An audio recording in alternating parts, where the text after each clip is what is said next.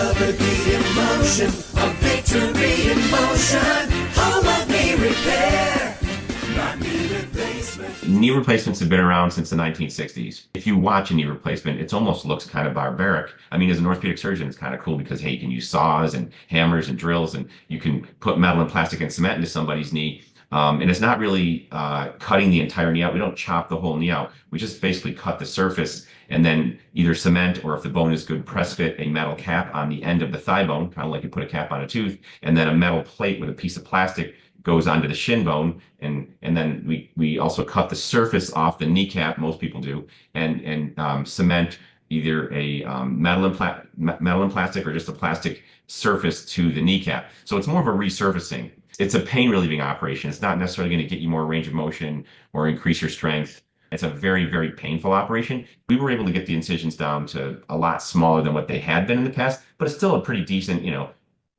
4-5 inch incision. Some people, the incision could be even 10 or 11 or 12 inches. And that's a big incision. You have to fillet the knee open. And so it's very invasive and very painful. It takes 3 or 4 months to get back to full duty activities. In most people, yes, there are people who get up and we want them moving right away, but it does take about 3 or 4 months to get back to full duty type activities. And even then, it can take 6 months, a year, even 2 years to fully recover.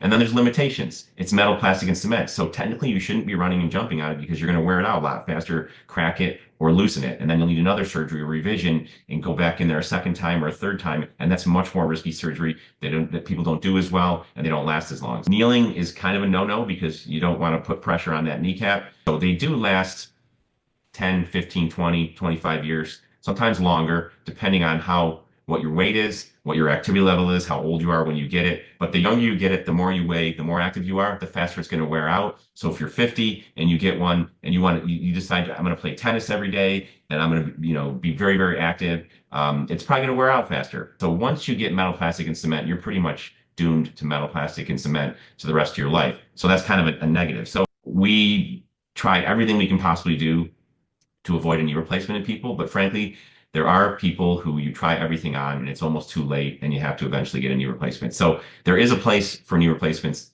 Absolutely. Still, our goal is to end the need for knee replacements by 2043. And that's going to start on the front end by preventing injuries in the first place, repairing ACLs instead of reconstructing them, which hopefully lessens the risk of arthritis, helping people live a healthy weight with the right diet, an anti-inflammatory diet to allow their joints to last longer and hopefully prevent arthritis, maybe even with gene therapy, with certain types of injections that we don't even know about yet. But eventually, prevention is going to